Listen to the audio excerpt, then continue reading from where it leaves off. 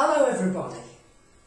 The aspects for 2013-14 are so powerful and so interesting. I wanted to give you the actual images of them so that you'll have a visual about what's going on. So I've been talking for a long time about the square between Uranus, planet Uranus in Aries, first sign of the zodiac, to Pluto in Capricorn. I'm talking about this for a while. This is going to be with us now until, I would say, till about 2016, that the energies of this are still with us. So it's a square aspect, which is often depicted in astrology by a red line, meaning it's a challenge. Pluto, the status quo, the banks, the corporations, the governments, not really wanting to change things, wanting to keep the people as captives, and Uranus, the young people, the new things. What can we go into that's exciting? How can we break out of these old structures, our economies that are not working for us anymore, our social systems, our politics? It's new, and it's fighting with the old. This is not an easy aspect. This is one that needs to break away. So what's happening in 2013 that adds to this power is the fact that on June the 25th, Jupiter moves into Cancer. Jupiter, the planet of good fortune, abundance and growth, into Cancer, making a square with Uranus and an opposition with Pluto. So what does this mean? Well, first up, astrologically, this is known as a T-square. Now, when I see clients who've got T-squares in their charts, I know that these are people who are going to achieve something in life. They're going to be driven. They want to do something and make a difference. So here we have Jupiter joining this Uranus-Pluto aspect up. What does it mean? Well, Jupiter, whatever it touches, it's ruled by Sagittarius. You Sagittarius will know you don't do things by halves.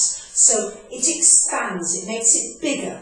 So if good things are happening, it'll bring more good things. If difficult things are happening, it's likely to intensify the difficulties. So the Jupiter here, square to the Uranus, is going to bring about more young people revolting, wanting change, more inventions, medical inventions, moving out into space, things that we've not been able to do before, but this will grow.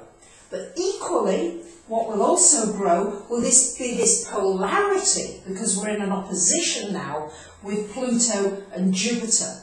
And let's not forget that Jupiter in Cancer, the United States birthday, United States has 1776, July 4th, 1776. Sun is in Cancer for the United States, and so is Jupiter.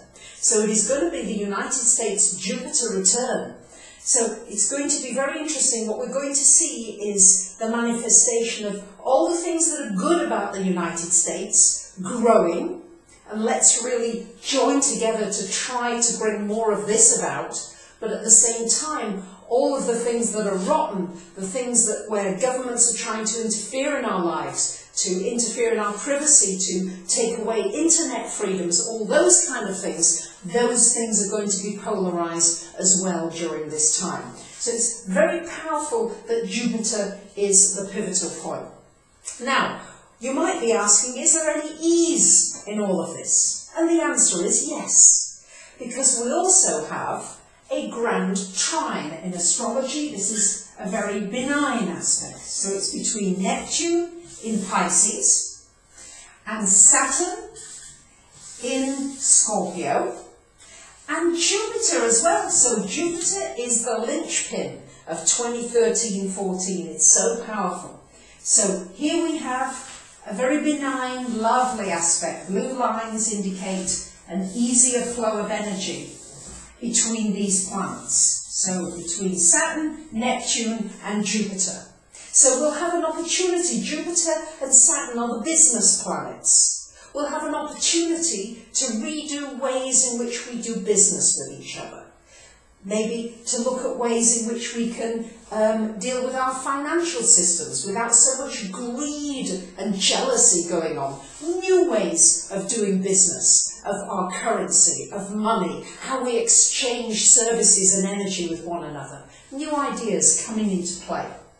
What does Neptune add to this beautiful Grand Trine? Well, Neptune adds creativity. It adds the fact that anything in the arts, music, dance, singing, ballet, writing, literature, anything artistic, design, this is really beautifully aspected, particularly during July, and I feel that this lasts for about a year, this Grand Trine. So we do have some rest in all of this. There's a lot of turmoil going on, but there's also places that we can rest. Towards the end of the year, we've got another aspect that geometrically brings this whole thing into a balance. And that is the fact that Mars goes into the sign of Libra on December the 7th, 2013. Now, normally Mars stays in a sign for a couple of months. This time, Mars goes retrograde in March of 2014, and so Mars is actually going to be in Libra for 7 months. Long time. What does this do astrologically? It joins the dots. It gives us what is known astrologically as a grand cross. This is the grand cross, these red lines. Okay, what we have are 4 squares and 2 oppositions. So this is very, very powerful. A grand cross. Well, what does it remind us of? The cross, Jesus, the cross, going in different directions, the polarity of upwards, where we can connect with higher vibrations, the downward pull, pulling us down into negativity, and then reaching out for one another, and also questioning self. It goes both ways, so there'll be these polarities that we'll feel, I think, within ourselves, but also we're going to see this playing out in the global economy and in our world. So it's a very, very powerful time. I wanted to show that to you visually, and of course it's really important to know where this falls in your chart. Where does the Grand Cross fall? Where does the Grand Trine fall? How can you best deal with these aspects in your life? And I have to add, so the cardinal signs, Cancer, Capricorn, Aries, Libra, you are going to be tremendously affected by this Grand Cross. Whether it's your Sun, or your Moon, or your Ascendant, or another of your planets, you want to see which planets are in cardinal signs. They're going to be very strongly affected. You also want to look at the water signs. The water signs are going to be strongly affected.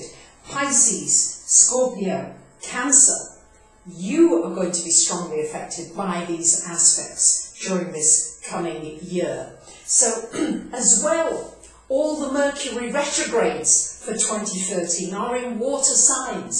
So this is going to mean that we need to rethink how we use our creativity, to rethink how we use our energy, our healing energy. Jupiter in Cancer will give us opportunities to look at how we heal ourselves, how we heal our planet. These are all things that are going to come into play.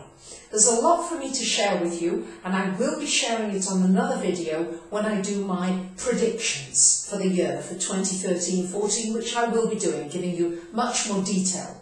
But I wanted to show you just this visual, geometric power of what we've got around between 2013 and 2014 onwards. So, thanks for listening, and I'll see you soon.